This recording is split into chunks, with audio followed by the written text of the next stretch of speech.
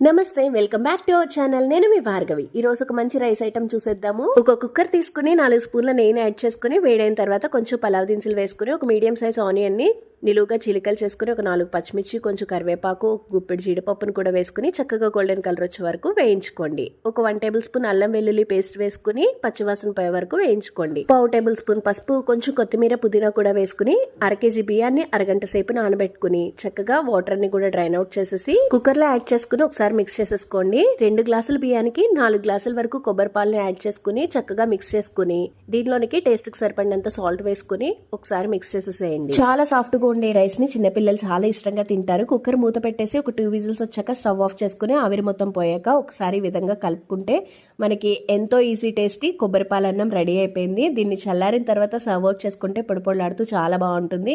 దీన్ని చికెన్ తో గానీ మష్రూమ్ తో గానీ సర్వ్ చేసుకోండి. టేస్ట్ అయితే అమేజింగ్ ఉంటుంది. Please do subscribe.